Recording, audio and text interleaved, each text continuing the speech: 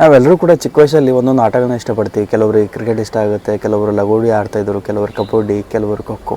ಆದರೆ 18th ಸೆಂಚುರಿಲಿ ನರೇಂದ್ರಿಗೆ ಇಷ್ಟ ಇತ್ತು ಗೊತ್ತಾ, ಮೆಡಿಟೇಷನ್, ಧ್ಯಾನ ಮಾಡೋದು ತುಂಬ ಇಷ್ಟ ಗುರು ಅವನಿಗೆ. ಈ ಮೆಡಿಟೇಷನ್ ಅನ್ನೋದು ಅವ್ನು ತಲೆಯಲ್ಲಿ ಫಸ್ಟ್ ಯಾವ ರೀತಿ ಬತ್ತು ಅನ್ನೋದನ್ನು ಈ ವಿಡಿಯೋದಲ್ಲಿ ಮಾತಾಡೋಣ.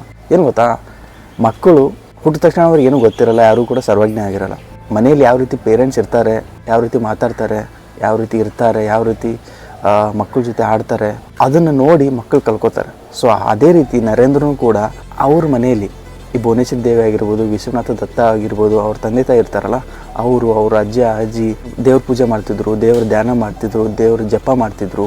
ಸೊ ಅದನ್ನು ನೋಡಿ ಇವನು ಕಲ್ತಿದ್ದು ಮೆಡಿಟೇಷನ್ ಯಾವ ರೀತಿ ಮಾಡಬೇಕಂತ.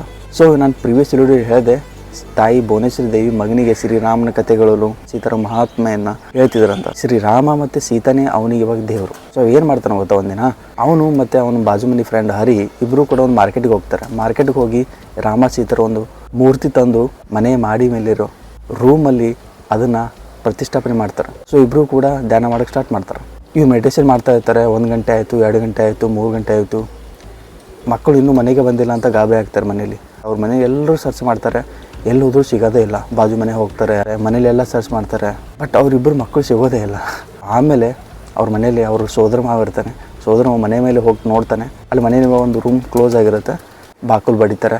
ಬಾಗಿಲು ಬಡಿದ್ರು ಕೂಡ ಓಪನ್ ಮಾಡೋದಿಲ್ಲ ಇಬ್ಬರು. ಇವ್ರು ಅಂಜಿಕೆ ಬರುತ್ತೆ. ಅಂಜಿಕೆ ಬಂದು ಬಾಗಿಲು ಹೊಡೆದು ಬಿಡ್ತಾರೆ. ಬಾಗಿಲು ಹೊಡೆದ ತಕ್ಷಣ ಅಲ್ಲಿ ಏನೋ ಅವ್ರ ಫ್ರೆಂಡ್ ಇರ್ತಾನೆ ಹರಿ, ಬಾಗಿಲು ಬಡ್ದ ತಕ್ಷಣ ಎದ್ದಿರ್ತಾನೆ ಅವ್ನು ಹರಿ.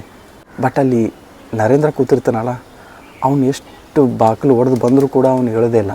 ಮೆಡಿಟೇಷನ್ ಯಾವ ರೀತಿ ಅವನನ್ನು ಅಡಿಕ್ಟ್ ಮಾಡಿತ್ತು ಅನ್ನೋದನ್ನು ಈ ಒಂದು ನಿದರ್ಶನ ಹೇಳ್ಕೊಡುತ್ತೆ. ಭುವನೇಶ್ವರಿ ದೇವಿ ಬರ್ತಾರೆ. ಭುವನೇಶ್ವರಿ ದೇವಿ ಬಂದು ಏನಾಗಿದ್ದಾನೆ, ನರೇಂದ್ರ ಎದ್ದೇಳು ಅಂದರೂ ಕೂಡ ಅವ್ನು ಹೇಳ್ತಾನೆ ಇಲ್ಲ. ಸೊ ಆಮೇಲೆ ಭುವನೇಶ್ವರಿ ದೇವಿನ ಅವ್ನು ಪರ್ಸ್ನಲಿ ಹೋಗಿ ಬೆನ್ನು ಒರೆಸಿ ಆಮೇಲೆ ಎಬ್ಬಿಸ್ಬೇಕಾಗತ್ತೆ.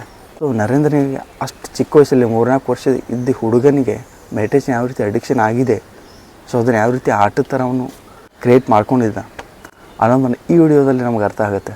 ಆಮೇಲೆ ಆ ಪೇರೆಂಟ್ಸಿಗೆ ಗಾಬರಿ ಆಗುತ್ತೆ. ಏನು ಗುರು ಇವನು, ತಾತ ಇರ್ತಾನೆ ದುರ್ಗಾ ಪ್ರಸಾದ್, ಅವನು ಸನ್ಯಾಸಿ ಆಗಿರ್ತಾನೆ, ಏನು ಗುರು ಇವನು ನಮ್ಮ ತಾತನ ಅಪ್ರಲ್ಲೇ ಮಾಡ್ತಿದ್ದಾರೆ ಅಂತ ಅವ್ರಿಗೆ ಗಾಬರಿ ಆಗುತ್ತೆ ಭುವನೇಶ್ವರಿ ದೇವಿ ಮತ್ತು ವಿಶ್ವನಾಥ ದತ್ತ ಅವ್ರಿಗೆ. ನಿಮ್ಗೆ ಗೊತ್ತಿರಲಿ, ಮುಂದೆ ಆ ಒಂದು ರಾಮಸೀತನ ಪೂಜೆ ಮಾಡ್ತಾರಲ್ಲ, ಆ ರಾಮಸೀತನ ಸ್ಟ್ಯಾಚ್ಯೂನ, ಆ ಮೂರ್ತಿನ ಅವನ ಕೈಯಿಂದನೇ ಮನೆ ಮೇಲಿಂದ ಬಿಕ್ಕಾಡ್ತಾನೆ. ಯಾಕೆ ಬಿಕ್ಕಾಡ್ತಾನೆ ಅನ್ನೋದನ್ನು ನೆಕ್ಸ್ಟ್ ವಿಡಿಯೋದಲ್ಲಿ ತಿಳ್ಕೊಳ್ಳೋಣ.